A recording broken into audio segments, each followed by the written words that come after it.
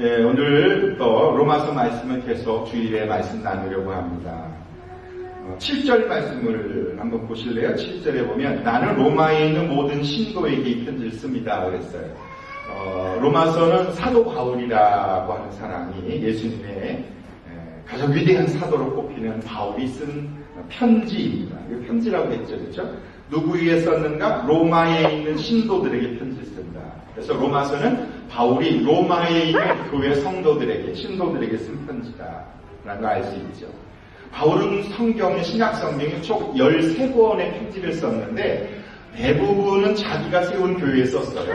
빌립보, 골로새, 데살로니가 이게 다 교회 이름이거든요. 또 그러나 디모데 전후서, 디도서 이것은 자기의 목회 후배에게 목양은 이렇게 하면 좋겠다 이렇게 해서 쓴 성경이 편지가 또 있습니다. 그런데 이 로마서만은 바울이 세운 교회도 아니고 바울이 목회한 교회도 아닌 로마에 그냥 자생적으로 섬겨진 교회에 이 편지를 쓰는 것입니다. 로마 교회에 있는 교회 이름이 로마 교회예요. 그래서 로마 교회에 쓴 로마서, 편지서니까 편지는 로마 사람들, 로마 교인들을 바울은 만나본 적도 없고 그 교회에 목양한 적도 없는데 16장이나 되는 편지를 그에게 썼다. 여러분, 복음을 전한다는 것은 내가 꼭 잘 아는 사람에게만 전하는 거 아니다 알 수 있습니다. 내가 만나본 사람에게만 하나님의 사랑을 전하는 것은 아닌 것을 알 수 있습니다. 우리가 선교지에 꼭 가서 그 현장을 목격하고 선교사님이 누군지 알아야 선교하는 것이 아닌 것을 알 수 있습니다. 바울은 로마 교회에 가본 적도 만나본 적도 없지만 그들에게 하나님의 복음이 필요하고 하나님의 십자가 은혜가 무엇인지를 가르치기 위해서 이 성경은 편지를 쓴 것처럼 오늘 우리도 난 잘 모르지만 파푸아뉴기니아에 누가 사는지 모르지만 청년이 권사님이 아마 그곳에 가셨을 것입니다. 또 수많은 아프리카나 후진국이나 이런 모슬렘 지역에도 그들과 무슨 인적 관계나 동창이거나 고향이거나 이런 게 아니라 그냥 하나님의 은혜와 사랑을 전하기 위해서 그들에게 복음을 전하는 것이다. 이것을 또 깨닫게 되는 것은 나는 복음을 전하기 위하여 편지 써본 적은 있는가? 바울은 13번이나 되는 편지를 교회에 썼는데 나는 지금까지 한 사람을 구원하기 위해서 혹시 이 자필로 편지 써본 적은 있는가? 이 당시 자필로 또 누군가 대서를 해서 썼겠지만 수많은 카톡을 우리가 보냅니다. 그 카톡 속에 누군가에게 예수님의 은혜와 사랑을 전하는 카톡을 올해 한 번만이라도 보내본 적은 있는가? 우리는 많은 문자를 주고받는데 그 문자 속에 하나님의 사랑을 담아서 누군가에게 보내본 적입니다. 저는 이번 주에 이슬비전도 편지 이렇게 한 분에게 저희 VIP가 우리 집 밑에 집 사시는데 교회를 다니지 않는 어떻게 우연하게 이제 이렇게 만나게 되었는데 이슬비전도 편지가 되어있는 밑에다 써서 보냈어요. 축복합니다. 이웃집 아저씨가 이렇게 해서 써서 보냈고 금요일날 우리 집에 식사하는데 함께 오시면 좋겠다. 근데 그날 이제 간호사인데 그 자매가 이제 야간 근무를 못 왔다. 제 아내에게 이렇게 문자가 왔다고 그러더라고요. 여러분 누군가에게 혹시 그런 편지를 보내보신 적은 꼭 아는 사람하고만 교제하려고 하는 것은 아니다. 이런 것을 묵상해 볼 수 있죠. 왜 하나님은 바울을 통해 로마서를 쓰게 하셨을까요? 7절을 다시 한번 보십시오. 하나님께서 나는 로마에 있는 모든 신도에게 편지를 씁니다. 하나님께서 여러분을 사랑하셔서 그의 거룩한 백성으로 부르셨습니다. 첫 번째, 하나님이 당신을 사랑하신다는 것을 이해하게 해주기 위해서 이 편지를 쓴 거예요. 또 그의 거룩한 백성으로 그를 부르셨다는 것을 알려주기 위해서 로마 편지를 쓴 것입니다. 우리 아버지와 주 예수 그리스도께서 내려주시는 은혜와 평화가 여러분이 있기를 바라는 마음으로 바울은 로마 교회에다 편지를 썼습니다. 여기 중요한 건 예수님께서 내려주시는 은혜와 평화입니다.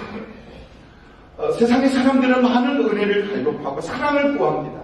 남자를 통해 여자를 통해 여러 가지 취미 활동을 통해 내 마음에 갈급한 것을 채워보려고 몸부림치며 살아갑니다.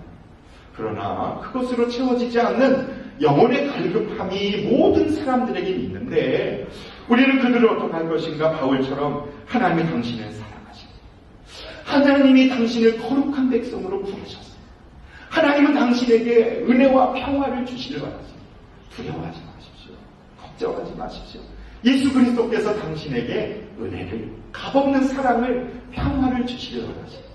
이런 문자를, 이런 카톡을, 이런 편지를 우리 주변에 있는 사람들에게 전해준다면 얼마나 좋을까 라는 것이죠.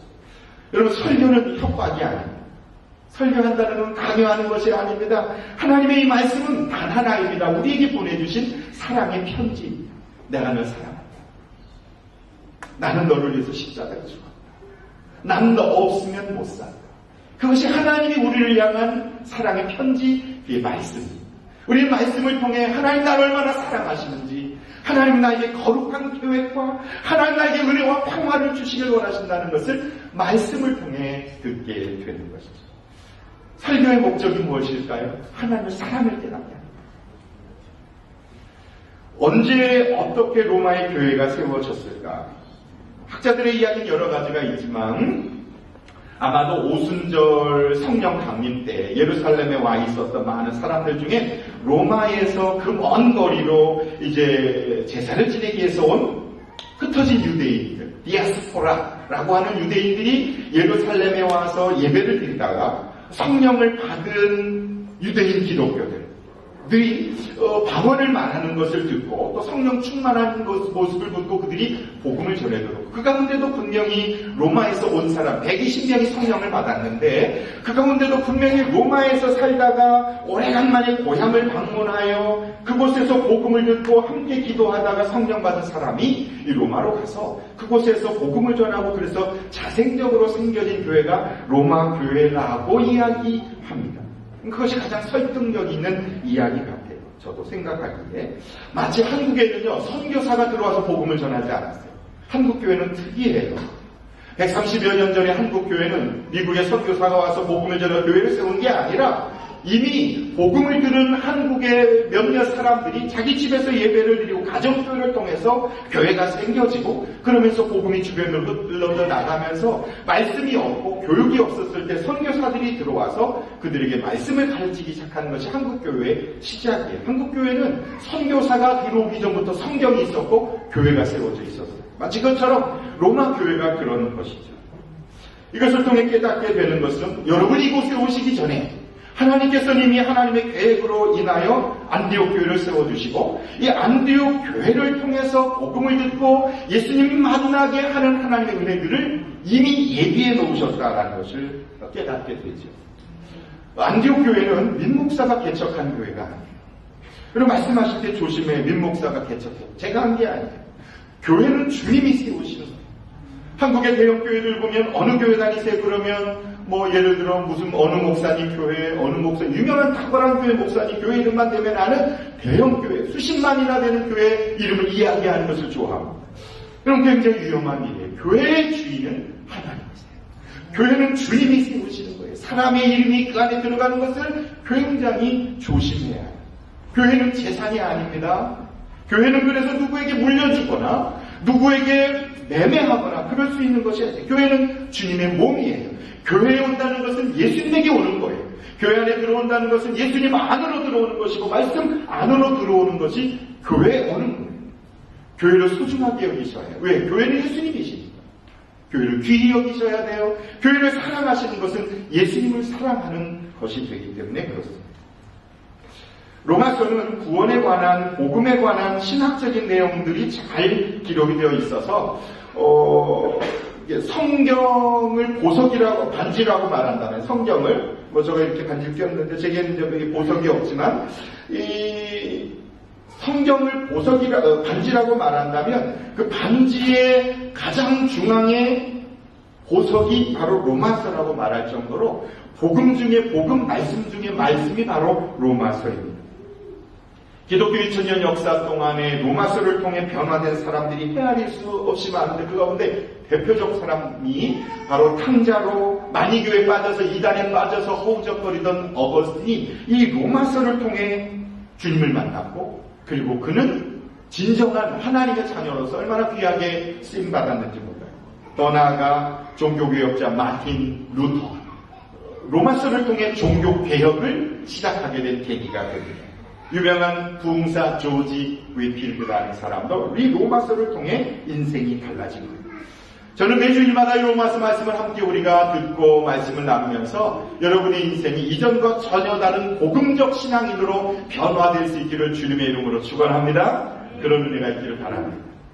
제가 이전 교회에서 한 4년 동안 누가복음을 한 3년 동안 누가복음을 강해한 적이 있어요.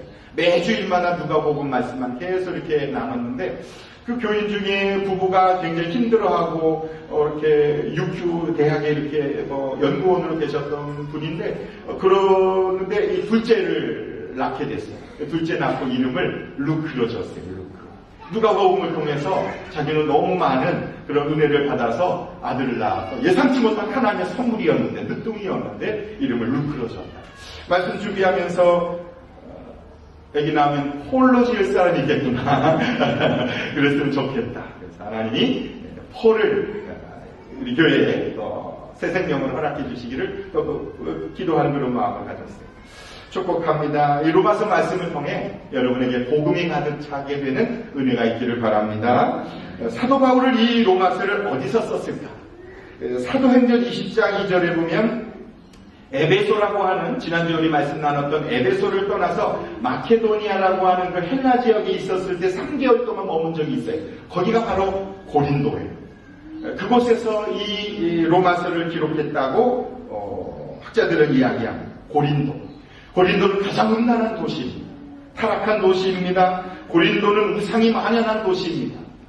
그래서 고린도 사람이라고 말하면 당신은 어디서 왔어요? 그럼 나 고린도에서 왔는데 그러면 우상숭배 잘하고 음란하고 동성애가 만연한 그런 안 좋은, 물론 문화적으로 경제적으로 활성화되어 있지만 그 도시에 살았다는 얘기는 굉장히 타락한 인생이라고 평가받을 만큼 그렇게 불리던 도시가 고린도입니다. 그 악으로 가득한 그 땅에서 바울은 가장 복음 중에 복음인 반지의 보석과 같은 로마서 말씀을 기록한 거예요. 여러분, 환경이 중요한 것 같지 않아요? 상황이 중요한 거 아니에요. 내가 주변에 아무리 악으로 어둠으로 죄악으로 가득하다 할지라도 내 안에 예수 그리스도 충만하면 우리 얼마든지 로마서를 쓰는 바울과 같이 복음으로 충만하여 로마서 기독교인으로 우리 얼마든지 살아갈 수 있는 거죠. 복음 안에 있으면, 은혜 안에 있으면 우리도 얼마든지 이 바울과 같이 누구를 향하여 말씀을 전할 수 있는 그런 삶을 살아갈 수 있다는 거죠. 로마서는 크게 두 부분으로 나누어지는데 1장부터 11장까지는 교리에 대한 부분입니다. 예수님 누군가, 칭의는 무엇인가, 구원이란 무엇인가, 성화는 무엇인가, 이게 11장까지 내용이에요. 12장부터 마지막 16장까지는 그러면 어떻게 살 것인가, 삶에 대한, 생활에 대한 내용이 두 부분으로 로마서는 나누어져 있는데 11장까지 오늘 서론을 비롯하여 이렇게 교리적인 부분, 복음이 무엇인가를 함께 나누려고 합니다. 오늘 첫 번째로 함께 나누고 싶은 것은 사도 바울의 고백입니다. 바울은 자기를 이렇게 소개해요. 여러분, 우리가 누군가 만나면 명함 내밀면서 저 이런 사람입니다, 이런 일 합니다 라고 말하죠. 그런 것처럼 바울은 나는 누구인가라고 하는 자기의 정체성을 세 가지의 단어로 이야기합니다. 첫 번째, 1절 말씀을 다시 한번 보실까요? 1절 다시 한번 읽어보십시다. 시작. 그리스도 예수의 종인 나 바울은 부르심을 받아 사도가 되었습니다. 나는 하나님의 복음을 전하기 위하여 따로 세우심을 받았습니다. 첫 번째, 바울은 자기를 예수님의 종이라고 소개합니다. 종. 여기 종이라는 뜻은 헬라어로 둘로스. 선교를 하는 배 중에 둘로스 호라는 게 있어요. 종. 둘로스입니다. 바울은 나는 예수님의 종입니다. 여기 종은 일반 종이 아니라 노예를 말해요. 배너라는 영화에 보면 그 배 밑에서 노를 젓는, 쇠사슬에 매여 있어서 배가 침몰하면 같이 죽고, 그리고 노를 젓지 못하면 그대로 그 군인에게 그 자리에서 직결 처형 당하는 수밖에 없는 생사가 완전히 자기에게 있지 않는 그 사람을 노예, 둘로스입니다. 바울은 나는 하나님의 종이라고 고백하는데 거기에는 이런 부정적 의미뿐만 아니라 또 하나의 긍정적 의미가 있습니다. 종이긴 종인데 자유를 선언받은 종이란 말이에요. 출애굽기 21장에 보면 만약에 어떤 사람이 누구에게 돈이 없어서 돈을 빌렸어요. 돈을 빌렸는데 갚을 능력이 없어요. 그러면 주인이 그 사람을 돈 못 갚냐? 그러면 끌어다가 종 삼을 수 있어요. 그럼 그 사람뿐만 아니라 그의 자녀들까지, 아내까지 다 종으로 끌려가는 거예요. 종은 재산이에요. 그러나 이 히브리 사람들에게 있어서 6년 동안만 종으로 쓸 수 있어요. 영원한 종으로 쓸 수 없어요. 그래서 6년이 지나면 돈을 갚았던 못 갚았던 6년이 지나면 7년째 되는 해엔 자유를 주도록 하나님 그렇게 법으로 정해 놓으셨어요. 그런데 이 주인에게 종으로 6년 동안 살다가 이제 너는 집으로 돌아가라. 이제 자유다. 이제 주인이 선언을 하였지만 이 종의 입장에서 보면 세상에 나가봤자 먹고 사는 게 힘들고 밭도 없고 논도 없고 경제 능력이 없어서 차라리 주인 집에 있으면서 주인이 나에게 잘해주고 밥도 주고 그리고 일을 하면서 조금씩이지만 이렇게 품삯을 줘서 저축할 수 있는, 그래서 나가는 것보다 주인에게 같이 한 집에서 종으로 살아가는 것이 더 좋다고 선택하면 주인에게 요청할 수 있어요. 아니에요, 저에게 자유를 주셨지만 전 그냥 주인님 아래서 종으로 살겠습니다. 종은 종인데 자유함을 선언받은 종이 될 수 있습니다. 자유를 반납하는 거예요. 지금 그 종을 말하는 거예요, 여기 있는 종은. 더 나아가 그 종이 그렇게 이야기하면 주인은 그 사람을 데려다가 자기 집에 있는 기둥에다가 귀를 대고 송곳으로 귀를 뚫습니다. 그래서 귀에도 흔적이 있고 그 기둥에도 흔적을 남아서 그게 계약인 거예요. 종이로 계약을 한 것이 아니라 귀로 계약을 하는 거예요. 그래서 귀에 구멍이 있으면 나는 그 주인의 종입니다. 이런 고백이죠. 이렇게 귀에 구멍이 뚫린 종은 스스로 자유를 포기하고 주인의 종으로 살아갑니다. 그것이 귀걸이의 의미이죠. 당신은 지금 누구의 종의 의미로 귀걸이를 하셨는데요. 그러나 더 놀라운 건 만약에 주인에게 아들이 없다. 그러면 주인이 죽을 때 그 종에게 자기의 유산을 남겨줄 수 있었어요. 그래서 아들이 없는 그러한 주인은 그 종을 양자로 입양할 수가 있었습니다. 이 말씀을 통해 깨닫게 되는 것은 어쩔 수 없이 종이 된 것이 아니라 스스로 종이 된 거예요. 내 자유를 변납하는 거예요. 통제나 억압이나 무거움이 아니라 은혜를 알면 자발적 선택에 의하여 바울처럼 나는 주님의 종으로 살겠습니다 고백하는 거죠. 이 세상의 모든 사람들은 누군가의 종으로 삽니다. 어떤 사람은 술이나 담배나 도박이나 성이나 명예나 돈, 사람의 종으로, 내가 원하든 원치 않든, 원하고 그렇게 하는 사람도 있지만 원치 않는데 그렇게 무엇인가에 사로잡혀 살아가기도 하지요. 어떤 사람은 저의 과거와 같이 상처의 종으로 살아가기도 합니다. 눈물의 종으로 살기도 합니다. 과거 속에 사로잡혀 있기도 하죠. 바울은 너는 자유하다 라고 선언받았지만 이제부터 나의 자유를 주님을 위해 살기로 결단한 종이 되는 것이죠. 우리도 얼마든지 자유인의 삶을 살 수 있습니다.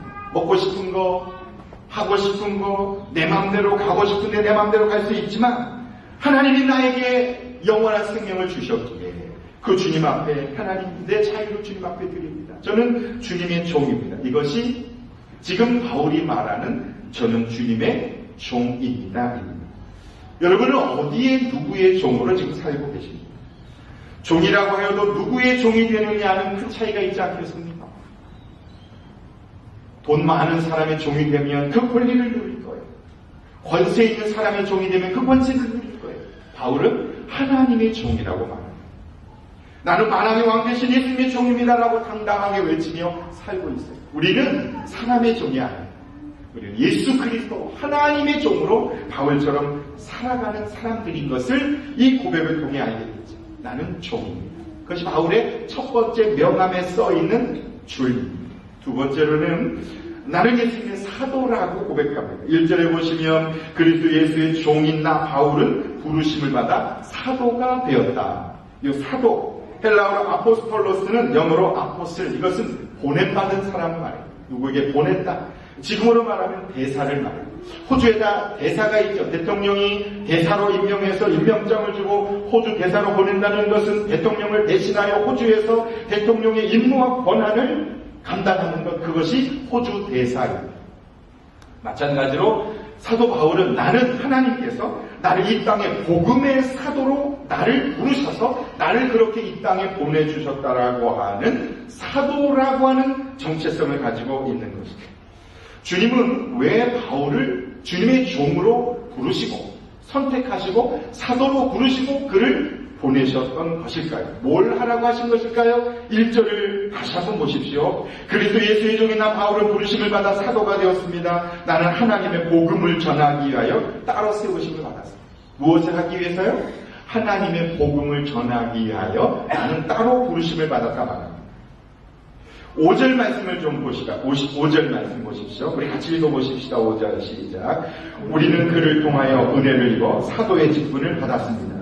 그것은 우리가 그 이름을 전하여 모든 민족을 믿고 순종하게 하려는 것입니다. 예, 은혜를 입어 사도가 되었다 말합니다. 여러분, 종이 되는 것은 스스로 선택할 수 있지만 사도가 되는 것은 내가 선택할 수 있는 게 아니고 주님이 불러주셔야 사도가 될 수 있어요. 오늘 우리를 하나님의 종으로 부르신 주님이 나의 결정에 따라 저 주님 되겠습니다. 자발적 선택으로 나 예수 믿겠습니다. 나 세례 받겠습니다. 나 하나님의 자녀로 살겠습니다. 결단할 수 있지만 더 나아가 우리를 하나님의 사도적 신분으로 우리를 불러주셨기 때문에 우리는 주님의 일꾼으로 살아갈 수 있는 것이죠. 이 세상은 불순종의 삶을 살아갑니다. 그런데 바울은 모든 민족이 믿고 순종하게 하려고 오늘 나에게 사도의 직분을 주셨다고 바로 그렇게 고백해요. 모든 민족이 말이죠. 여러분, 우리가 준비가 되어서 사도적 직분을 받는 게 아니에요. 하나님의 은혜를 입어서예요. 하나님 우리에게 은혜를 주셨기 때문에 능력이 없지만 자격이 없지만 우리는 주님의 복음을 전할 수 있는 하나님의 일꾼으로 쓰임받게 되는 것이죠. 여러분이 브리즈번에 오신 거, 여러분이 선택해서 오셨다라고 하실 수도 있지만, 오늘 바울의 전한 그 편지를 통해서 하는 것은 나를 보내신 분은 하나님이시다. 나를 브리즈번에 보내신 분은 하나님이시다. 우연한 게 아니에요. 여러분이 워킹으로 오셨던, 유학으로 오셨던, 투자 이민으로 오셨던, 직장 때문에 오셨던, 오늘 나를 부르시고 나를 보내신 분은 하나님이시라는 사실을 기억하고 사는 것과 내가 내 발로 이곳에 와서 먹고 살기 위해서 살아간다고 생각하는 것과는 그의 인생의 의미는 전혀 다르지 않겠습니까? 제가 군대에서 목회를 한 2년 했어요. 근데 한 이등병 병사가, 군대에서 이등병은 입대를 하자마자 얼마 안 되는 병사를 말하는데, 이등병이 주일마다 이렇게 교회에 계속 전도를 해오는 거예요. 전도라고 말하기 그렇지만 하여튼 예배를 드리도록 데려오는 거예요. 그럼 데려오는 그 친구들 중에 이등병만 있는 게 아니고 일병도 있고 어느 날은 병장도 데려오는 거예요. 근데 다녀온 남자분들은 아시겠지만 이등병이 병장에게 교회 가자고 하는 것은 이제부터 군대 생활을 내 맘대로 이렇게 막 목을 내놓는 것 같은 거죠. 이게 어려운 일이거든요. 감히 병장한테 교회 가자고 할 수가 있겠어요? 근데 이상하는 거예요. 그 군정병이 제대할 때까지 굉장히 많은 친구들을 데리고 왔어요, 교회에. 하도 호기심이 있어서 제가 병사들을 데려오냐. 그런데 그 친구가 한 말이 영원히 기억에 남을 것 같아요. 그 형제가 이러는 거예요. 저희 교회는 군대를 입대할 때 목사님이 앞으로 나와라 그래서 선교사 임명장을 준대요. 파송장. 그래서 군선교사로 임명하네요. 군선교사로 임명하면서 너는 군대 2년 동안 너 썩으러 가는 거 아니야. 하나님 너를 군대 보내셔서 거기에 있는 영혼들을 구원하라고 하는 너 보내신 거야. 그리고 거기서 파송장을 주고 안수기도라고 성도들이 기도하면서 입대를 시키대요. 돈 넣으려는 거. 매달 5만원씩 선교비를 보내준대요. 5만원씩. 그걸로 뭘 하냐? 그거 군인들이 가는 PX 매점에 가서 먹을 걸 사요. 배고프잖아요. 그러니까 그 5만원으로 마음껏 베푸는 거예요. 제가 그 교회가 어떤 교회인지 잘 모르죠. 참 훌륭한 교회예요. 그러니까 군 선교사라는 마음을 가지고 보내준 선교비로 주변에 있는 병사들에게 음식을 사주면서 교회로 데려오는 거예요.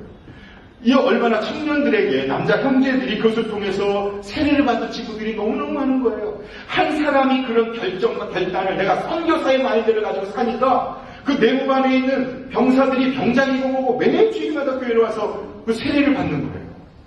피자값이 너무 많이 나가서 좀 그러긴 했지만 그 형제 참 대단하더라고요. 더 대단한 건 그 교회였어요. 여러분, 우리는 먹고 살기 위해서 이곳에서 발버둥 쳐요. 비자 문제, 직장 문제, 가정 문제. 그럼에도 불구하고 군대 생활이 힘들고 어려운 것은 다 똑같지만, 훈련 똑같이 하지만 시간이 없지만 이등병으로서 나는 선교사야. 우리 교회에서 나를 선교사로 파송했고 선교비 보내. 그것으로 그는 선교사적 삶을 살았더니 많은 영혼을 구원하더라. 여러분이 불교를 믿는 시댁으로 시집가신 건 고생시키려는 것이 아니라 하나님이 나를 선교사로 보내셨다라고 마음을 갖는다면, 바꿔만 가지면 그 불교를 가진 시부모님, 내 마음에 들지 않는 그 이웃들, 가족들을 얼마나 더 우리가 사랑으로 섬길 수 있겠습니까? 바울은 나는 사도로 보냄을 받았다 고백합니다. 하나님이 우리를 그렇게 부르신 이유는 복음을 전하라고 말했는데, 그럼 복음은 무엇인가? 2절부터 4절까지 말씀 함께 보실까요? 다시 한번 읽어보십시다. 2절부터 4절까지 시작. 이 복음은 하나님께서 예언자들을 통하여 성경에 미리 약속하신 것으로 그의 아들을 두고 하신 말씀입니다. 이 아들은 육신으로는 다윗의 후손으로 태어나셨으며 성령으로는 죽은 사람들 가운데서 부활하심으로 나타내신 권능으로 하나님의 아들로 확정되신 분입니다. 그는 곧 우리 주 예수 그리스도이십니다. 아멘. 복음이 누구라고요? 복음은 예수님이에요. 복음은 기쁜 소식입니다. 예수님은 기쁜 소식입니다. 복음을 들을 때, 예수님에 대하여 들을 때 우리는 소망이 생기고 죄를 이길 수 있고 영생을 얻을 수 있고 그것이 굿 뉴스입니다. 죄에서 자유함을 얻을 수 있습니다. 그 예수님은 그냥 갑자기 태어나신 분이 아니라 2절 말씀에 보니까 예언자들을 통하여, 이 예언은 미래를 예언하는 것이 아니라 맡길 위의 말씀원입니다. 말씀을 맡긴 걸 말하는 거예요. 예언자들은 앞으로 일어날 일을 맞추는 사람이 아니라 하나님이 말씀을 맡겨준 사람, 곧 우리들이 예언자적 삶을 사는 거예요. 오늘 하나님께서 우리들에게 말씀을 맡기셨어요. 그 말씀이 예수님이세요. 예수님을 우리에게 맡겨주셨다고요. 그 예수님이 복음이라고요. 그 예수님이 기쁜 소식이에요. 세상의 죄와 사망과 어둠과 절망과 그리고 두려움 가운데 사로잡혀 있는 사람들에게 우리에게 복음을 주셨어요. 예수님을 맡겨주셨어요. 그분을 전하는 것, 그것이 전도이고 그럴 때 영원한 생명을 얻을 수 있는 것. 예수 그리스도, 그분이 복음인 줄 믿습니다. 그분만이 우리의 죄를 해결해 주실 수 있습니다. 아무리 많은 돈을 벌고 아무리 대단한 명예와 권세를 가지고 있어도 죽어 무덤에 들어가면 그가 가진 명예와 돈이 그를 무덤에서 일으켜 세울 수가 없습니다. 그러나 오늘 말씀에 성령으로 죽은 사람 가운데서 부활하심으로 나타나신 권능으로 하나님의 아들로 확정되신 그 예수 그리스도를 믿으면, 그 예수 그리스도를 믿으면 부활의 그 주님이 우리에게 영원한 생명을 주시고 죽음에 이르지 않는 은혜를 베풀어 주시는 것, 그것이 복음입니다. 바울은 이 복음을 전하기 위해 하나님의 종으로 사도로 부르심을 받고 또 나는 보내심을 받았다라고 하는 정체성을 가지고 살았기에 그는 한 번도 만나본 적이 없는 로마에 있는 교회 성도들에게 복음을 전할 수 있었던 것입니다. 여러분, 복음을 전한다는 것은 생명을 전하는 거예요. 단순히 먹을 것을 주거나 아픈 것을 치유해 주는 것이 아니라 영원한 생명, 그리고 이 땅 가운데 절망 가운데 있는 사람들을, 어둠에 있는 사람들에게 꿈을 심어주는 것, 희망을 심어주는 것, 그것이 복음이에요. 그분이 예수님이에요. 사람을 구원해내는 것처럼 귀한 일이 어디 있습니까? 심지어 구덩이에 빠진 개 한 마리를 꺼내도 그 은혜를 잊지 않는다면 영원히 죽을 수밖에 없는 사람에게 생명을 건지는 일을 한다는 것은, 이건 너무너무 놀라운 일이에요. 여러분, 사람이 변하는 것처럼 큰 일이 어디 있어요? 사람이 달라지는 것처럼 귀한 일이 어디 있어요? 그 일을 오늘 우리에게 예언자를 통하여 우리에게 말씀을 맡겨주셨다. 그것이 로마서의 내용이죠. 바울은 1절을 보세요. 1절에서 나 바울은 부르심을 받고 사도가 되었다. 나라고 말해요. 근데 5절에서는 우리는 사도의 직분을 받았다 그러면서 6절 말씀을 보십시오. 6절 같이 읽어보십시다. 시작. 여러분도 그들 가운데 들어있어서 예수 그리스도의 부르심을 받은 사람이 되었습니다. 누구라고요? 여러분도. 목사만 아니에요. 전도사만 아니에요. 목자, 목녀만 아니에요. 여러분도. 예수를 믿는 여러분도 예수 그리스도의 부르심을 받은 사람이 이미 되신 거예요. 이 사실을 믿고 사신다면 비록 이 땅에서 살아가는 모든 삶에 어려움이 있지만 그것이 고린도라고 할지라도 타락하고 험난한 도시이지만 하나님이 나를 종으로 부르셨고 난 종이 되기를 선택했어. 그리고 나는 사도로 부르심 받았고 사도로 보내심 받았어. 왜? 하나님이 나에게 말씀을 복음을 예수 그리스도를 맡겨주셨어. 이렇게 살아가신다면 여러분을 통해서 얼마나 많은 사람들이 생명을 구원을 얻을 수 있을까요? 애플 컴퓨터의 공동 창시자인 돌아가신 몇 대 전 돌아가신 분이 스티브 잡스 아닙니까? 스티브 잡스가 회사 초기 성장이 되지 않는 거예요. 회사가 발전하지 않는 거예요. 너무 답답했어요. 그래서 효율적인 마케팅 전략을 짜기 위해 고민하던 어느 날 당시 펩시콜라 CEO였던 존 스컬리를 생각해냈습니다. 존 스컬리는 38살에 펩시콜라의 사장이 되었답니다. 그리고 적극적으로 펩시를 홍보해서 그 광고 전략으로 부동 1위를 달리고 있던 코카콜라의 아성을 무너뜨린 사람이 존 스컬리입니다. 스컬리는 충분한 명예와 재산을 누리고 있었습니다. 그에게 스티브 잡스는 찾아가서 자신의 회사로 올 것을 스카우트 제의를 했습니다. 더 많은 돈을 주면서. 그러나 존 스컬리는 지금도 충분한 돈과 재산과 명예가 있기에 이제 신생회사인 애플로 내가 회사를 옮길 이유는 없다고 거절합니다. 스컬리는 다시 한번 집요하게 스컬리를 설득하기 위해서 스티브 잡스는 고민하던 어느 날 44살 된 스컬리에게 찾아가서 스티브 잡스는 마지막 승부수를 던지는 것 같은 도전적인 말을 던졌습니다. 이렇게요. 존, 당신은 언제까지 설탕물이나 팔면서 당신의 인생을 허비하겠습니까? 당신은 언제까지 그 설탕물만을 팔면서 당신의 그 거룩한 인생을 낭비하겠습니까? 우리 같이 이 세상을 바꾸는 일에 한번 당신의 삶을 던져보지 않겠습니까? 그 말 한마디, 언제까지 설탕물만 팔면서 살겠습니까? 그 말 한마디에 존 스컬리는 마음을 뒤집고 그리고 스티브 잡스와 함께 애플사로 옮겼습니다. 그리고 그 애플사는 승승장구하기 시작했습니다. 사업의 파트너로 말이죠. 오늘 주님께서 우리에게 말씀하십니다. 나는 너를 종으로 사도로 복음을 전하는 그런 선택한 따로 세움받은 자로 너를 쓰고 싶다. 언제까지나 세상의 설탕물만을 먹으며 설탕물만을 위해서 살아가는 인생으로 살아가는 주님의 이 거룩한 부르심 앞에 여러분은 어떻게 대답하시겠습니까? 기도하시겠습니다. 이 시간 함께 좀 기도하실 시간.